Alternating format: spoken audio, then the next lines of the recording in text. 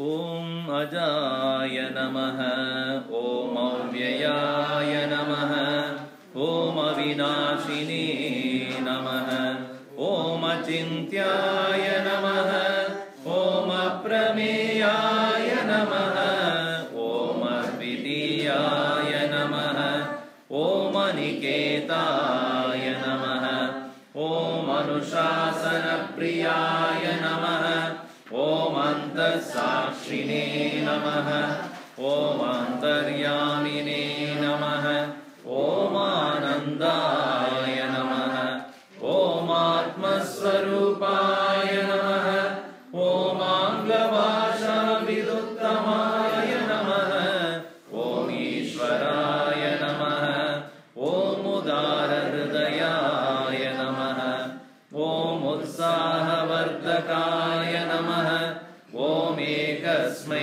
नमः ॐ ओङ्कारविदे नमः ॐ करुणासागराय नमः ॐ कर्मपरायणाय नमः ॐ कालातीताय नमः ॐ कैवल्यस्वरूपाय नमः ॐ कृतात्मने नमः ॐ कृतकृत्याय नमः ॐ गीताज्ञानयज्ञप्रचारकाय नमः ॐ गुरवे नमः ॐ गुणातीताय नमः ॐ ग्रन्थकृते नमः ॐ चिन्मयाय नमः ॐ चिन्नसंशयाय नमः ॐ जगदात्मने नमः ॐ जनप्रियशिने नमः ॐ जनप्रियाय नमः ॐ जितेन्द्रियाय नमः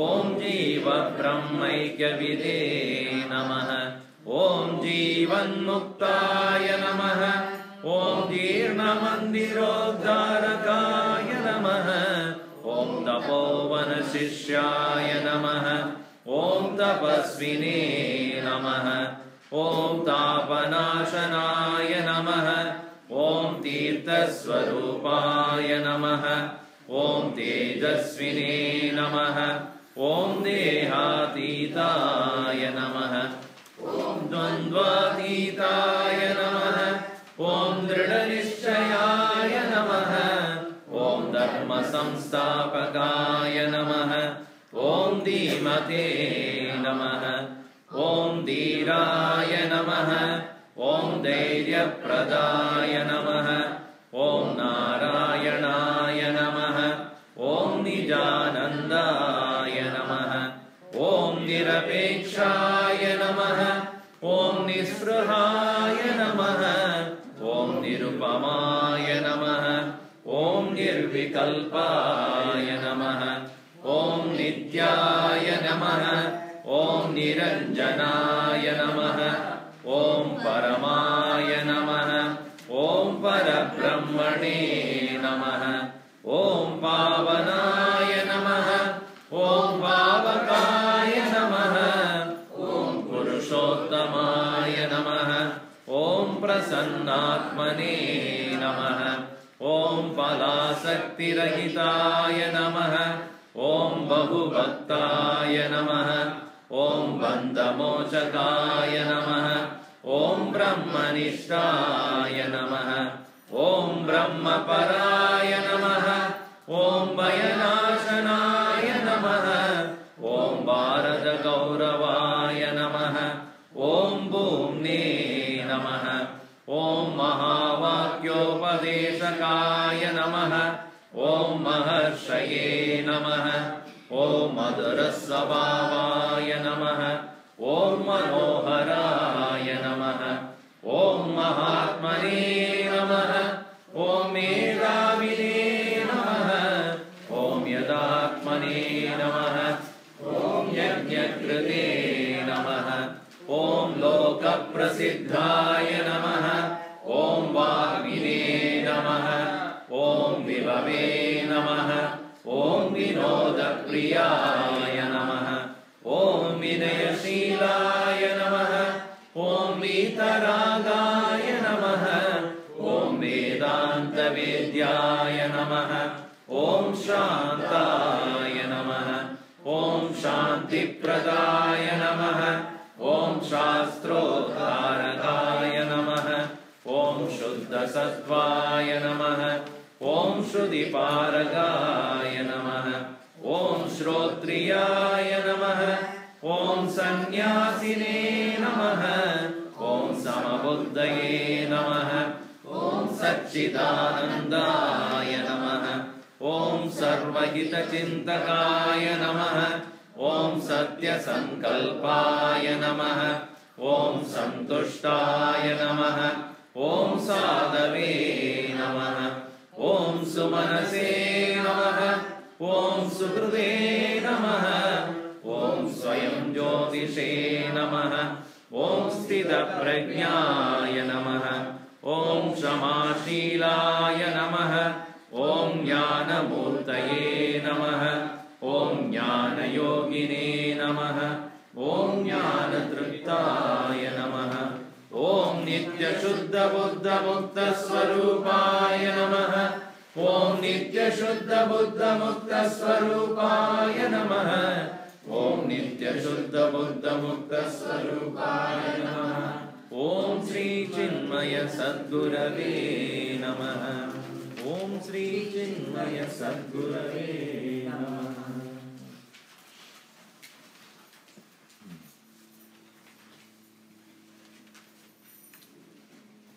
First of all, thanks to the host for hosting this evening satsang. In these 108 names, which we have taken a sankalpa to complete in 8 months or 9 months, we are in the 7th month now, and they completed 72. I think 2/3 is complete. Today is a 73rd, that is Om Maharshaye Namah. So as you can see here, that's the name that we have taken up today. Maharshaye Namah. So, among the many names, which are, most of them are Vedantic by their connotation, like Avyayaya Namah, Chintyaya Namah, and many others. Some of them are kind of generic, meaning what is relevant to what we can see it as, like Gita Jnana Yajna Pracharakaya Namaha, Utsaha Vardakaya Namaha, Angla Bhasha Viduttamaya Namaha. So where he is being praised for communicating the knowledge of Bhagavad Gita, or the one who is proficient in English, or one who is very dear to his Bhakta Priyaya Namaha, or Utsaha Vardakaya, a person who is inspiring, etc. But this word Maharshi is a very interesting word from the very Puranic text. It is not Vedantic but Puranic.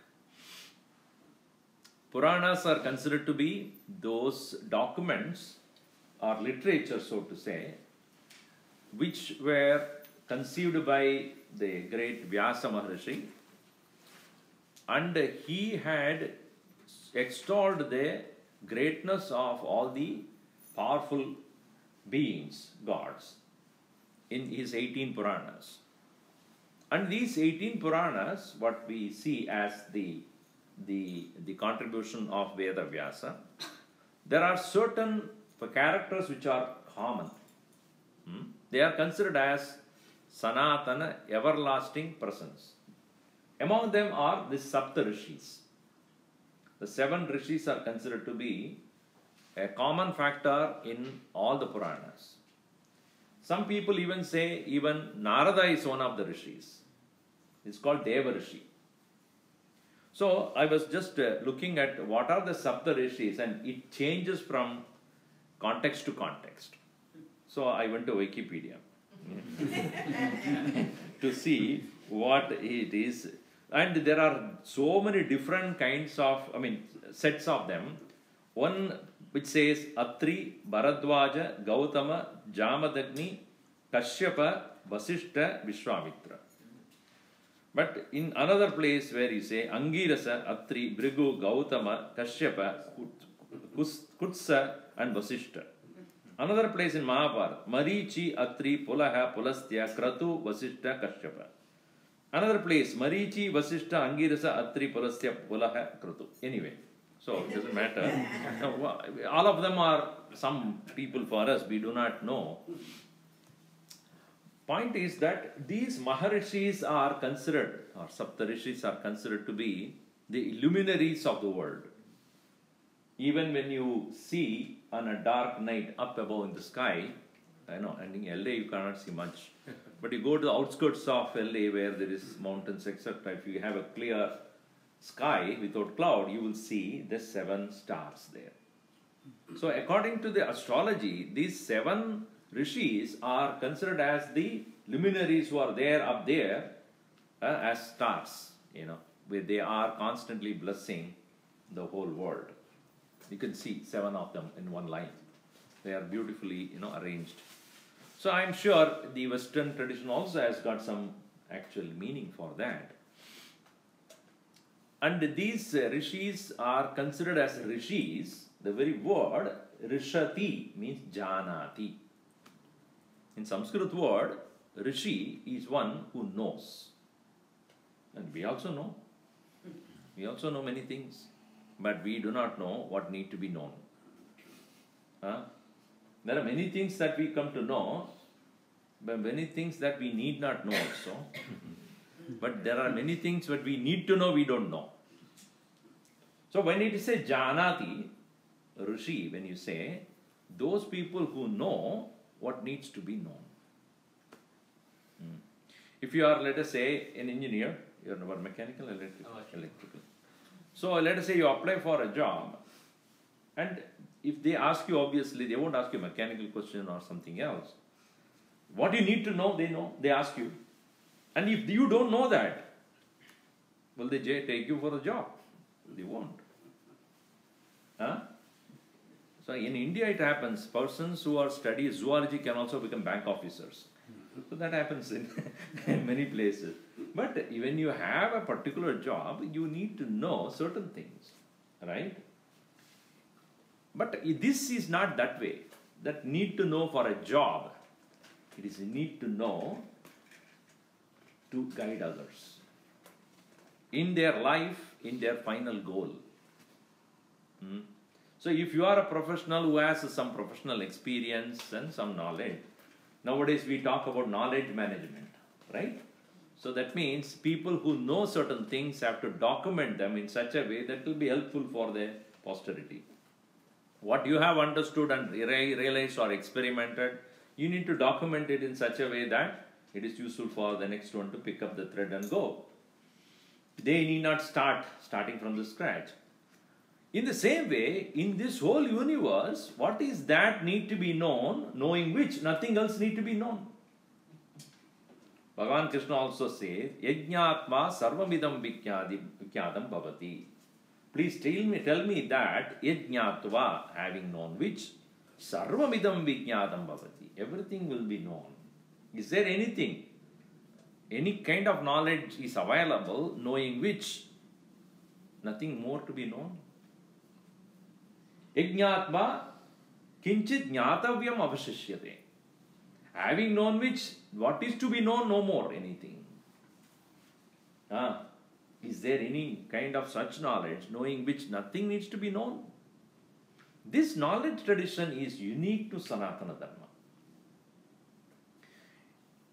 People who have thought about the ultimate knowledge would have definitely worked long generations to do that.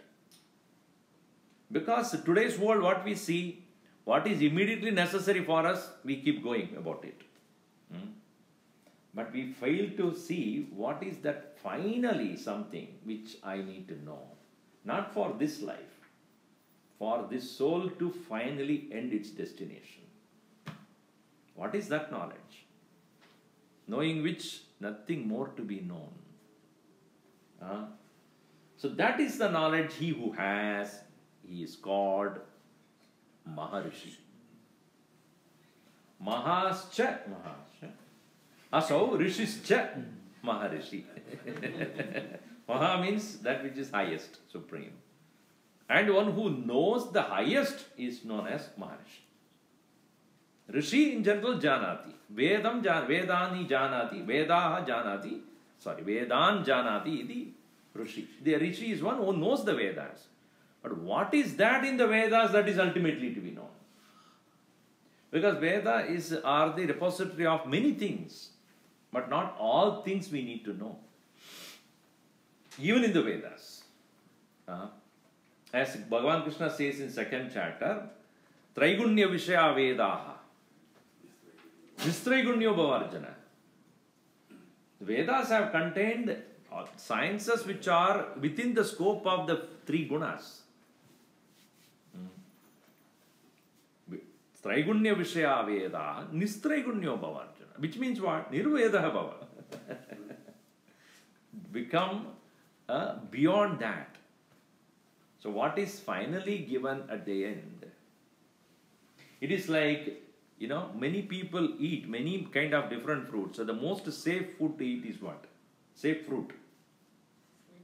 Banana. Isn't it? Because inside nobody would have tampered. Right? You open, that's why monkeys like it. Nobody would have tampered that. You open, and what is inside is the most safe thing to eat. Unless you injected something, that's a different thing. Naturally, it is something which is so. You peel, and then finally what is there is what is to be most important thing to be known. Right? So, if you keep peeling and there is nothing there, then you will feel disappointed. There is something there which you need to discover. Vapustushabhidri koshaihi. Like in Atma Bodha very clearly said, that like that of the rice hidden in the husk. So that what you don't eat the husk, you eat the rice. Then after beating it, what is available is the rice. And that rice is the most important thing in the whole thing. If that is missed, then you eat the husk. What we are doing now is eating the husk. And forgetting about the very essence of it. So, like for example, many different sources of knowledge is there. So many different things that are there. But we fail to see what is that which will make me content, complete. Jnana Vijnana Triptatma Kutasto Vijitendriya. One who is looking for a contentment in knowledge. Because one set of knowledge can lead to another set of knowledge. Nobody can say, I have excelled, I have finished knowing everything about a particular subject matter. Not at all. Because today what you know, in 10 years it will be challenged. Is it not? That's the way of the science. The science is a continuous growing field. Why? Because what you know today is not going to be valid 10 years from now. Why? Because by the time they would have discovered so many other things. New instruments might have come, new methods of knowing will come, new mindset of people would have come to look at things in a different way. So, the science is a growing field of discovery. But when it comes to Atma Jnanam, when it comes to knowledge of the self, one who has reached the final end, he is called a Maharshi. One who has completed the journey. And from that standpoint alone, he or she is able to guide others. Yeah, we might have seen in the olden days, they had what is known as the church light, or what do you call that? The lighthouse. They keep the lighthouse. The light, church light, they call it church light. Searchlight or searchlight? Searchlight. S-C-E-R-H. Search, not church. So the lighthouse has got a light and it can guide the ships that are coming into the area without getting crashed into the banks or the shores. Sorry. So the light is necessary. And where should the light be? In a safe place. It cannot be on the way. Similarly, those great Mahatmas who have gained the highest knowledge, they have gained to a particular level of maturity and a standpoint. From there, once they have established themselves in that knowledge, they are able to guide others. So, therefore, our Gurudev was given the name Maharshaye because he had established himself in that state of knowledge. And having gained which, there is nothing more to gain. Yabdatpa na aparam labam manyade natikam tada. There is nothing more to be gained. That contentment. See, we get content when our stomach is full. Isn't that true? Yes or no? Yes. So that is why in many of the occasions like this or any party, etc., best way to make people happy is to give food. And first thing they do is sweet. You know why sweet? When you eat sweet, more or less your half hunger is over. Then you eat less actually.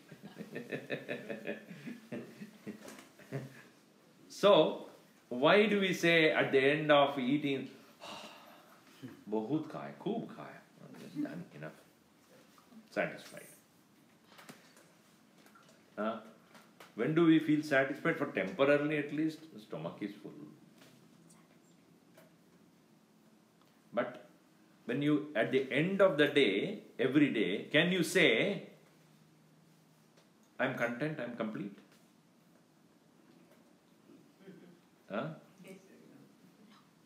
Why not? I would like to know. It is said, Pratyaham pratyaveksheda naras charitam atmanah. Every day one should ask this question. One question we should ask every day at the end of the day. Any person who wants to really improve in life must ask this question. Pratyaveksheda. Ask this enquiry. Naras charitam atmanah. About one's own conduct. Whether I behaved like an animal or a human during the day. Whether I behaved like Kimnu Pashubit Stulyaha. Did I behave like a Pashu? Or like a Satpurusha? That question has to be asked. And that is not, see, if you say that, yes, today I behaved in certain situations, I behave like not human. My greed, my jealousy, my anger, my lust, my passion, my whatever be that thing which is animalistic in its nature, if they have taken over, then one should understand one did not live the life that day completely. So then one become very aware, oh, I need to work on this. At the end of the day, when you realize that you have not done the right thing, the next day must be a test to overcome that. With that understanding is not there, that if I don't do the self-enquiry, I can never really improve. Nobody else is bothered about it. Is anybody ever bothered about my improvement? My mind is peaceful or joyful? Who is interested?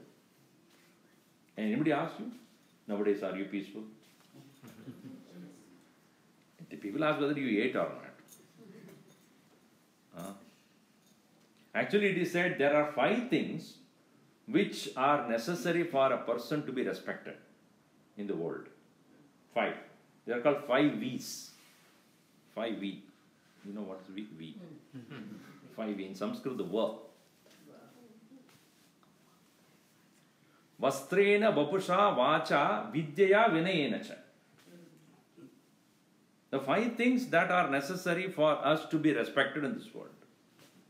In fact, Gurudev, when he used to tell us how you should behave in public, how you should carry on in your public, he was not only a person who gave, no doubt, the Atma Jnana, but also taught us how to conduct ourselves in public, respectfully. First one is, you may be wondering why it is even insisted by Gurudev, but I later on understood why it is so necessary. Vastra, the kind of cloth that you wear.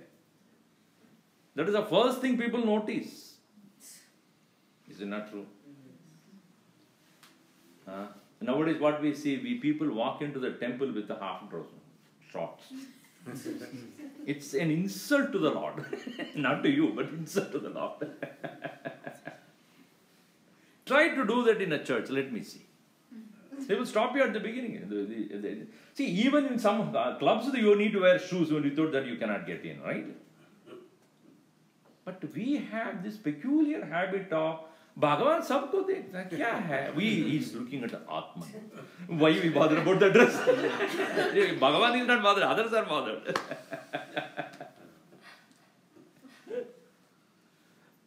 I remember once one of our brahmacharis there, and I was a student at that time. And we have the category of students who are wearing white in color, and then those who are initiated into brahmacharya, they wear yellow color, and then those who are initiated to sannyas, they wear the orange. So, I was with him, he was assisting Gurudev in his room. At that time, one brahmachari came, and he was wearing a kind of yellow color which is almost white. He walked in. He did pranam. Gurudev looked at him. Are you brahmachari? Yes. What's the color you are wearing? He looked at him. Yellow. And don't tell anybody that. Because it is not. I was wondering why he was even worried about that. And at that point I was thinking about it. Why? You are initiated for a purpose. As Gurudev would say, this is not going to change you. Will it change? But it will remind you. Isn't it? A tree or a small plant, you put it for growing, and you for protecting that you need a fence or small protection. Why? So that all other animals will not come and disturb it. Once it has become a big tree, then nothing, it will take only shelter. It won't come and touch. You cannot do anything to it. So, for us to become protected from the world, as well as, you to remember, it's necessary. The ring. What do you ring? What ring you wear after marriage? Suffering? Why do you need to ring? Oh, what is that? To tell us that I'm married and remind myself that I'm married. That is the most important.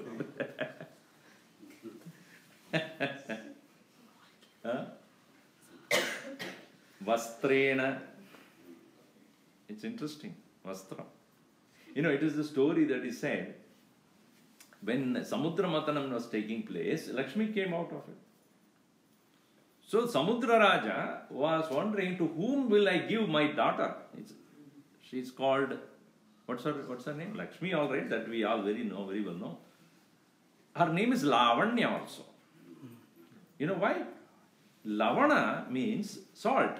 Lavanya means one who is born out of salty ocean. It's called Lavanya. So she came out, and then, whom do I give? My daughter to somebody who is presentable. Bhagavan Shiva, when he was there, hardly was wearing anything, and he was wearing a, tiger cloth or whatever is it. She was sent to the one who was wearing the beautiful yellow cloth dress. Silken cloth. Chalo, usko de do. So whom did she select? The one who was wearing nice dress. Anyway, that's a joke apart. Point is that a person wearing the appropriate dress is respected in that place.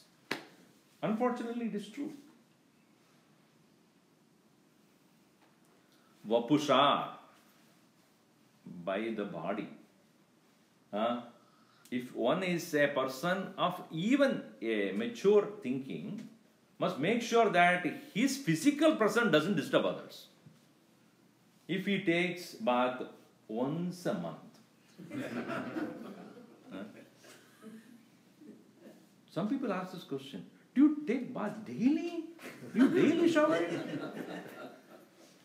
Once a day you shower? I shower every Friday, But you shower only once a day? Which is true? Which is better? But you have a peculiar behavior. Take a fresh bath and go to sleep. Next morning, your body is already sweating the whole night. Morning, are you fresh? You see, he says no. You will have a lot of flavors around you.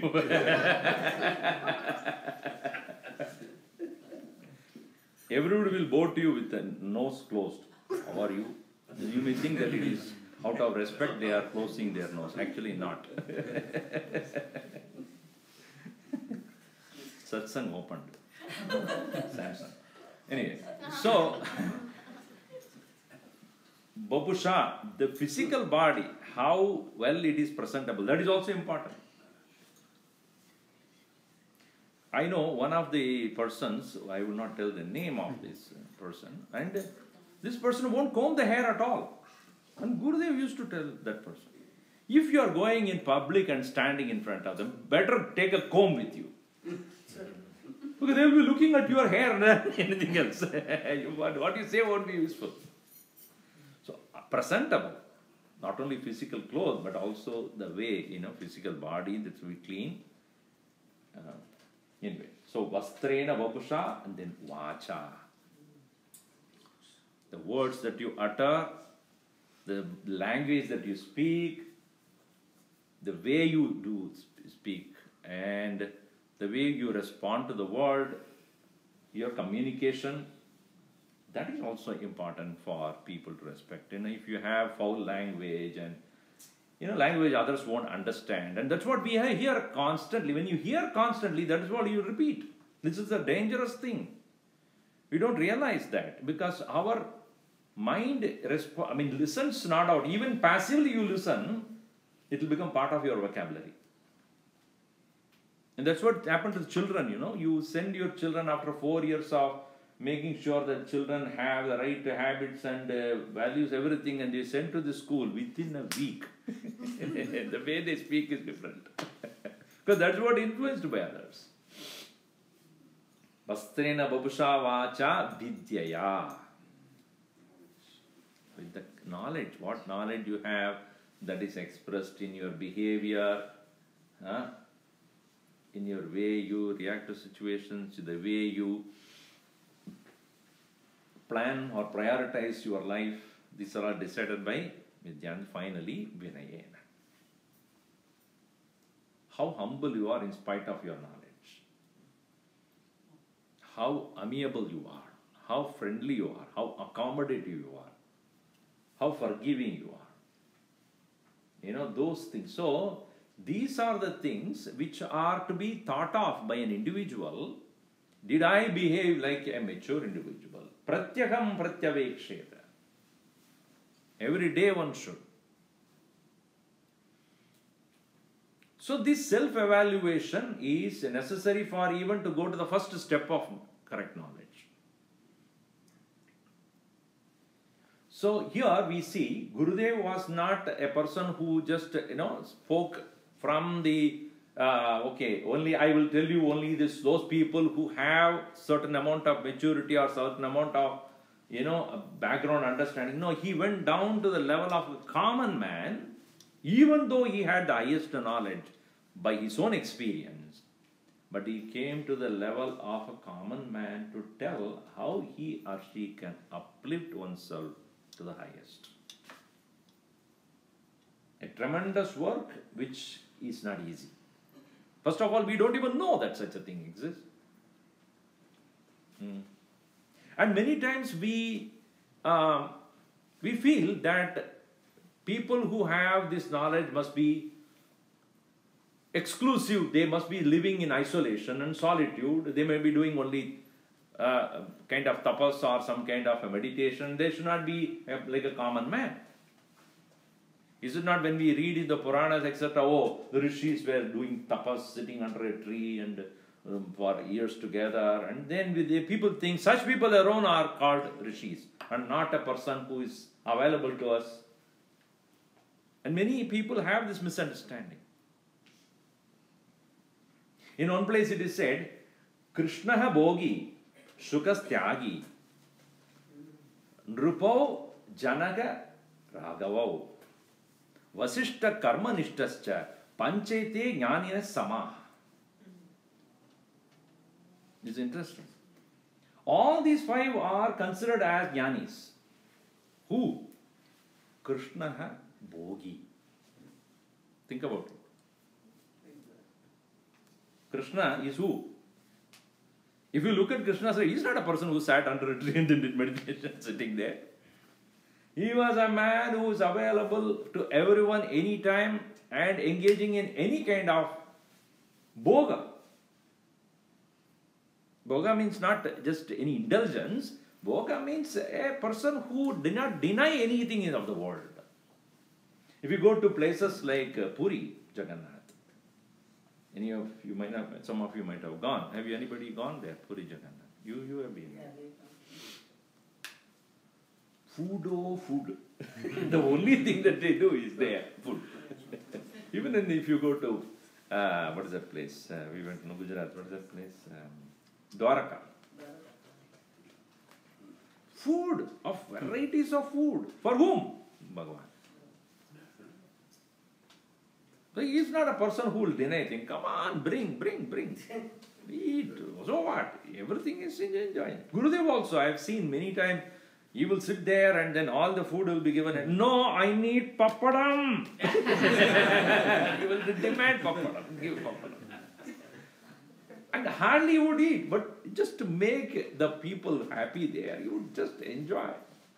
Music you would enjoy, dance you would enjoy, food that you would enjoy. And with the children, he will dance also.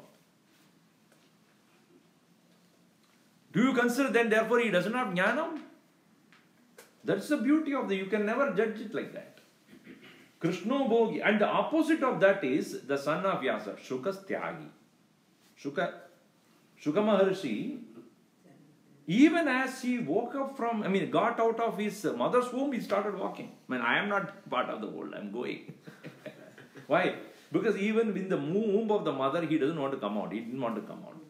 Vyasa was very concerned. Hey, your mother will be in trouble. You come out. No. Why? Maya will catch me.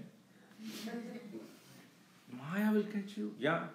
Definitely Maya will catch me. So I don't want to come out. And somehow or other he concerned. He convinced him.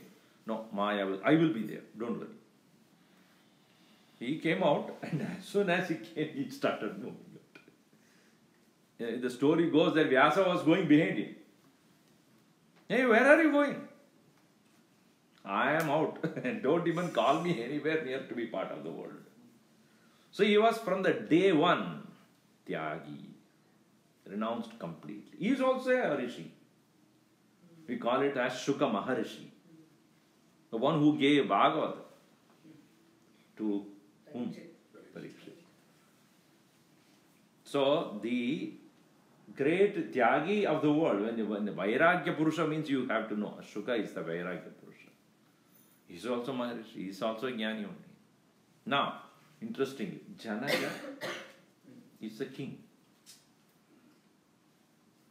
Janaka was the king, and he was taught by Ashtavakra himself. And he was a ruler, he was a king. He was ruling governing the country, but yet he was a Maharshi. Janaka Maharshi. Why it is? Is he not having taken the responsibility of governing the country or taking care of the policies and the policy matters and political things? And yes, yet he was a Maharshi. He was not afraid of work. In fact, when Sri Rama, when he was just before marriage, and he really had a great feeling of Vairagya. I don't want to rule anything, but after all, what is all these are all temporary, everything is subject to perishing. Why should I even bother even going into become a Yuvaraj, etc. So he was kind of a very depressed, so to say, what is the purpose of life and things like that. At that time, it was Vasishtha who came and talked to him. That Yoga Vasishtha. Then later on, when he was convinced, he understood that living as a king is not against or contrary to the knowledge.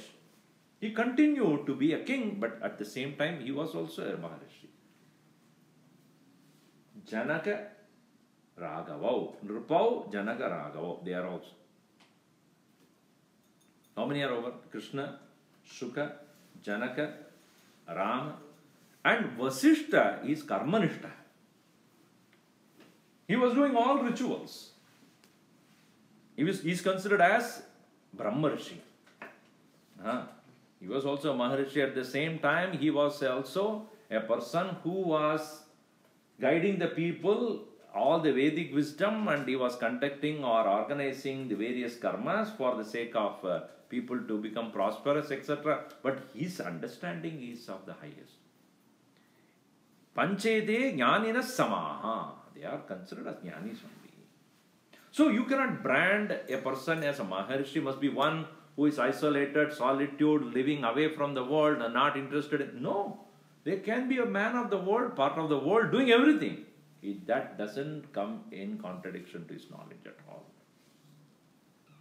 It is like you learn driving, and where do you drive? In the middle of the street, right? In the middle of the traffic. Otherwise, your learning is not complete.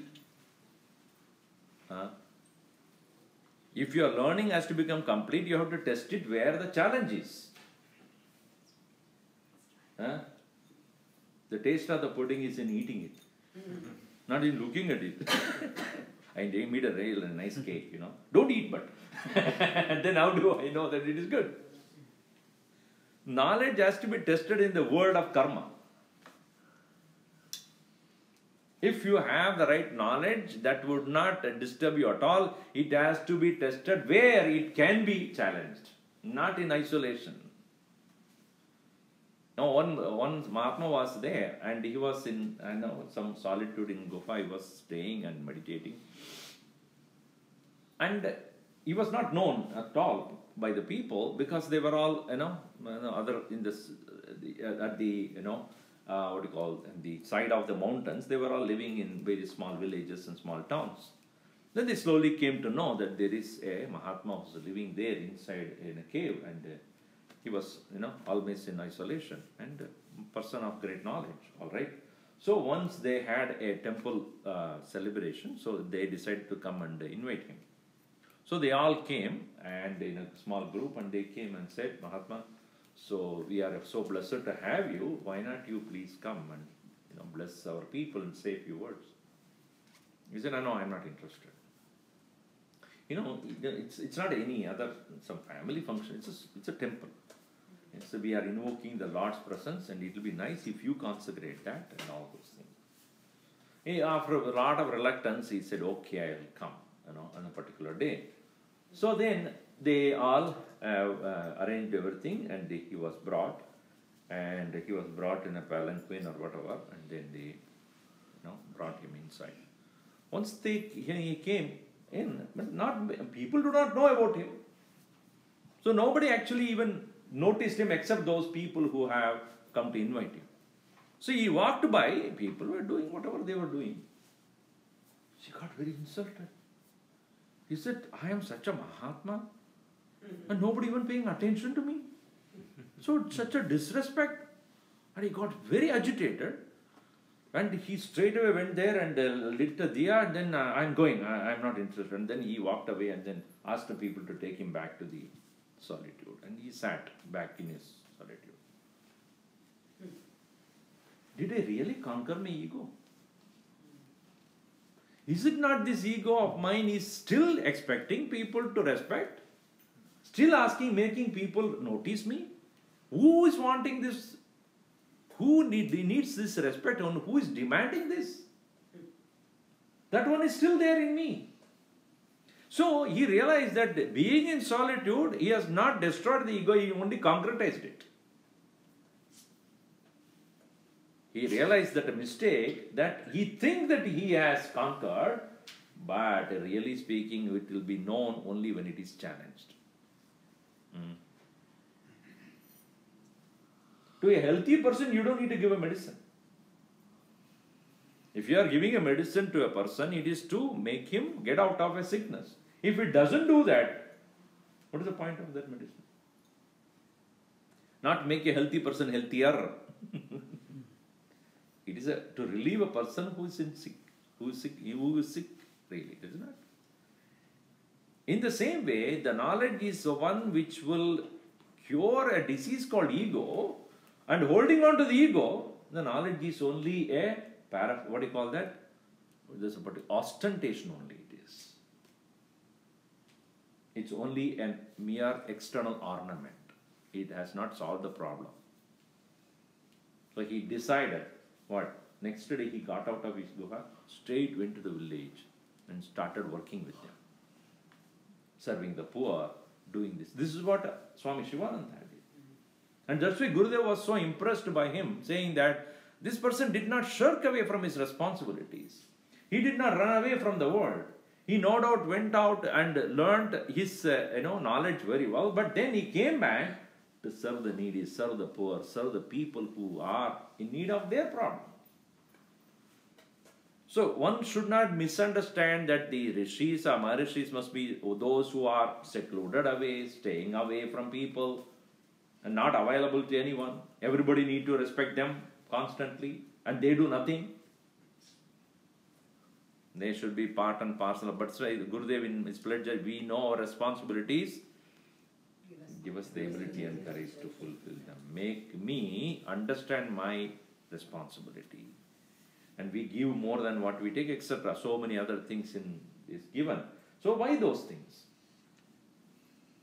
It is not, knowledge should not seclude you away from the world. It has to make you strong enough to face. That's what Gurudev had done.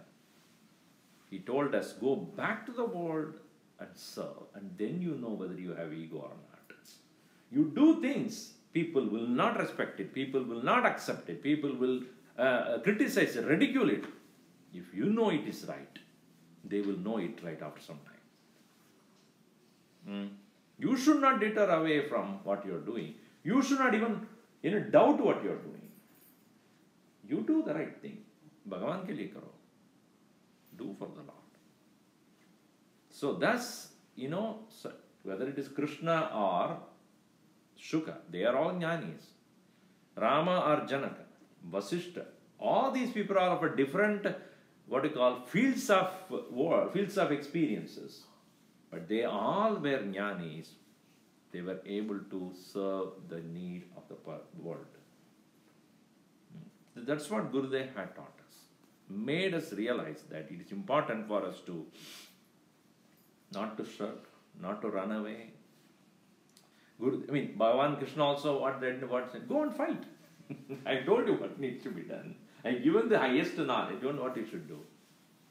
Go away into the forest. That's what I am instructing you to do.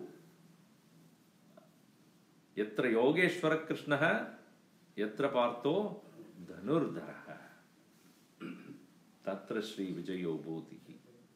Where there is knowledge accompanied by noble work. So no doubt, Maharshis are considered as very highly elevated souls who have the right knowledge, but in today's context, Maharshis are those who have gained the same knowledge but are available to guide the people. They are the people whom we have to look up to. Don't look for Maharshis in some Himalaya.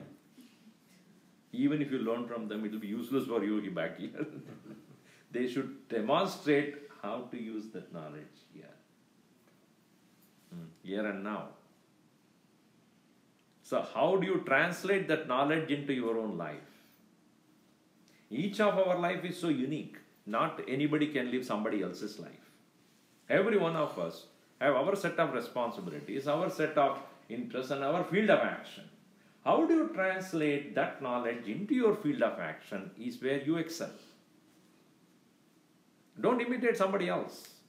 Don't live somebody else's life. That's what we should tell the children also. You should live your life. Don't imitate somebody else's. And don't you think that an ideal world will be right in front of you as you walk out of your graduation? No. The world that will be there is to challenge you. Right? Isn't it? Not everybody is waiting. Come on, we are all waiting for you. Come. Even if you think that they are waiting for you, they are waiting for you to fight. Nothing else. And tomorrow's challenges are not different from today's challenges. Your parents would have had a different challenge, and you had a different challenge. And your children will have a totally different challenge. So what is that knowledge that can strengthen it? That can strengthen your will, strengthen your purpose. So those rishis have seen it. They are called seers. That's what the name is given as the great seer. Maharshi means a great seer. What do they see? Not with these two eyes. The two eyes can see what is possible, available in the world outside. But with the mind, with the mental eye, with the jnana drishti, what they see is much beyond what the fleshy two eyes can give to us.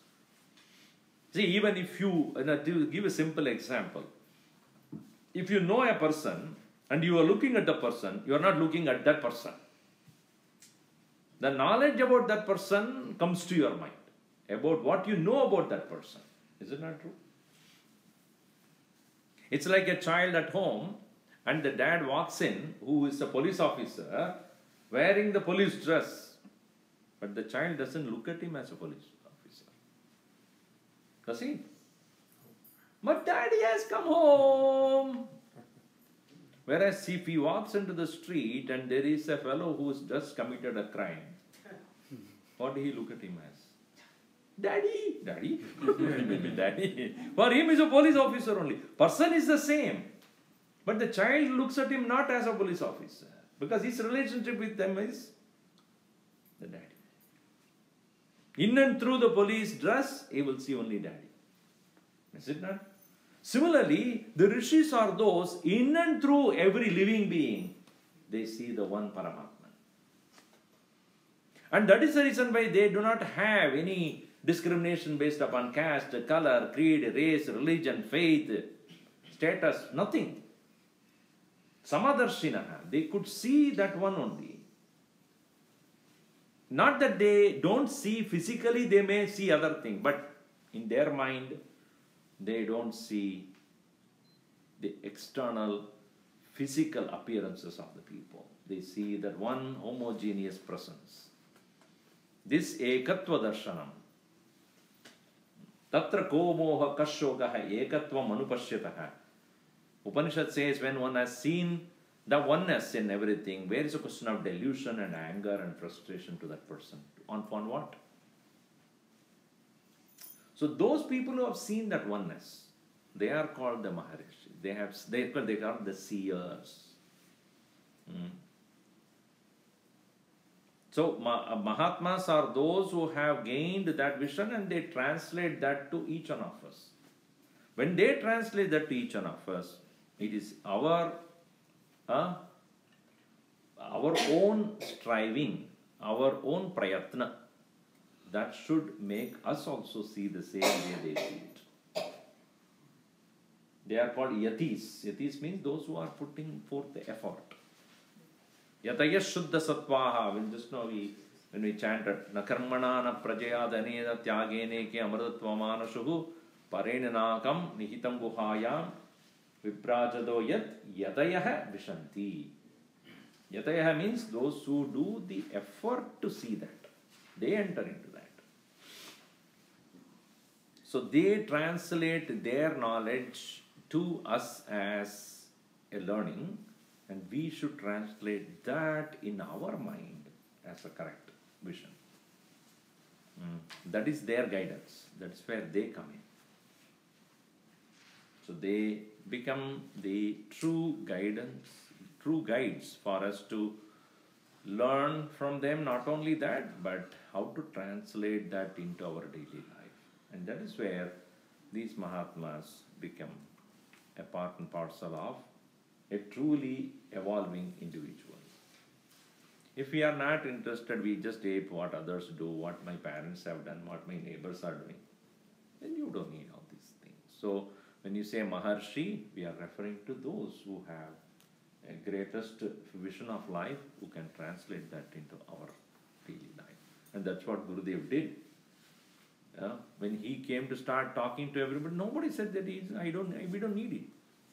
They never wanted it. But then, working over 4 decades, he created such an awareness among people that when we recently met in our conference in India, it was so overwhelmingly great feeling. So many of them have taken to this. So many sadhus and swamis I'm talking about, around 270 of them. And each one of them, if they are able to inspire 100 of them, then how many people are inspired by the vision of Gurudev? 270,000. And in every part of the world, every day, this knowledge is being transmitted or communicated by somebody or the other constantly. Imagine the amount of work that is being initiated by one single individual. You think that is insignificant? It is the most powerful. One person can make the whole world every day get the knowledge in some form or other. And that a momentous, monumental task was done by not a person who lived in seclusion, in solitude, but who lived in the din and dim, or what is it called? Din and roar of the city life. And made sure that this knowledge is reached. So therefore, to that Mahatma, our salutations. Om Sarve Bhavantu Sukhinah, Sarve Santu Niramayaha, Sarve Bhadrani Pashyantu, Ma Kaschid Dukkha Bhaveet. Om Shanti Shanti Shanti. Hari Om.